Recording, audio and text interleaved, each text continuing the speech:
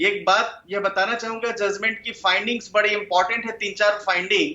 मानक भाई, फाइंडिंग पहले ये है कि कोर्ट ने ये कहा कि कोई इनका जो right to suspension of conviction, right of enforceability नहीं है, ऐसा कुछ केस नहीं दिखा पाए। दूसरा उसने कहा कोर्ट ने कि there are around 12 offences of similar nature registered and pending against mister Gandhi, based on which it is submitted that appellant in the habit of making such defamatory and irresponsible statements। अब finding अगली उसके अलावा, ये disputed fact नहीं है कि ये member of parliament थे और president second largest political party के, और इनका जो स्टेचर है वो देखते हुए ये इनको बड़े केयरफुली अपने शब्दों का प्रयोग करना चाहिए, क्योंकि इसका लार्ज इंपैक्ट लोगों के दिमाग पर पड़ता है, mind of the people. Court ने यह भी कहा कोई भी डेफेमेटरी शब्द जो इनकी तरफ से आ रहा है वो सफिशिएंट है मेंटल एगनी अग्रीव्ड पर्सन को कॉज करने के लिए। और उसकी इंपॉर्टेंट एक बात कि डिफेमेटरी वर्ड माने comparing person having surname Modi, ये फाइंडिंग है, with thieves definitely have caused mental agony and have harm the reputation of the complainant.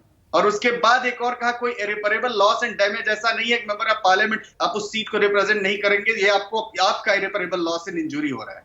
अब ये फाइंडिंग्स जो अदालत की हैं, अदालत की फाइंडिंग्स अदालत के ऑर्डर से ही जाएंगी, और अदालत के ऑर्डर से जाने के पीछे देखिए, जब कभी कोई मुकदमा चलता है, चाहे कंप्लेंट केस हो, चाहे समन्स केस हो, चाहे इंस्टीट्यूटेड बाय द स्टेट हो, व्यक्ति को एक नोटिस की स्टेज पर, विकास गुप्ता जी भी मानेंगे क्योंकि ये कंप्लेंट केस है कि आप प्लीड गिल्टी कर रहे हैं या ट्रायल क्लेम करेंगे, या कुछ जगहों पर शुरुआती दौर पर ही अगर क्लियर कर देते भाई हमारा पूरा मोदी समाज को कहने का मतलब नहीं था, पूर्णेश मोदी जी से कोई लेना देना नहीं था, या वहां पर 313 का जब स्टेटमेंट होता उस समय ये बातें तो कहीं आई नहीं, यानी उस केस को बड़ा कैजुअली लिया गया। और अदालती व्यवस्था को राजनीतिक व्यवस्था से अलग माना जाता है। अदालत के अपने पैरामीटर हैं, क्रिमिनल जुरिस्प्रूडेंस है, क्रिमिनल जुरिस्प्रूडेंस की जो तौर तरीके हैं, जो एविडेंटरी वैल्यू है, जो एविडेंसेस, वो देखे जाते सामने कटहरे में खड़ा कोई व्यक्ति हो।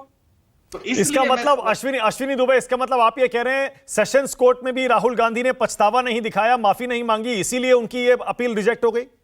भाई सेशंस कोर्ट में पछतावा दिखाने और माफी मांगने का सवाल ही नहीं था। सेशंस कोर्ट में तो मैजिस्ट्रेट कोर्ट की जो फाइंडिंग थी, वो फाइंडिंग कैसे परवर्स थी, कैसे इलीगल थी, कैसे कॉन्ट्ररी टू द लॉ थी और किन आधार पर गलत थी, उस पर बहस थी, क्योंकि फाइंडिंग तो ऑलरेडी मैजिस्ट्रेट कोर्ट में रिकॉर्ड हो चुकी है। दूसरा सेशंस कोर्ट में बहस ये थी कि ये इनका जो सस्पेंशन ऑफ सेंटेंस हुआ उसका इनका जो कन्विक्शन है, कन्विक्शन के स्टे की बात थी, उस पर आज आर्ग्यूमेंट थी, उस पर फैसला हुआ है।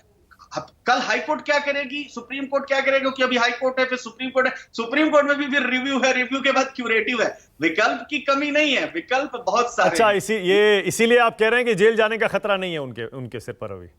नहीं, वैसे भी नहीं है जेल जाने का खतरा। बहुत आने वाले दिनों में क्या होगा वो अदालतें तय करेंगे। अदालत के अपना पैरामीटर है। देखिए, दो कोर्टें किसी को सजा देती है। Chhawla murder case, rape case में देखिए कि ट्रायल कोर्ट ने, हाई कोर्ट ने कन्विक्शन किया, सुप्रीम कोर्ट ने बरी कर दिया। तो अदालत की, अपीलेट कोर्ट की अपनी कसौटी होती किसी मुकदमे को सुनने की, लेकिन उनकी अपील कब आएगी वो बात का विषय। अभी तो कन्विक्शन की बात हो रही है, अभी तो कन्विक्शन के स्टे की बात हो रही है।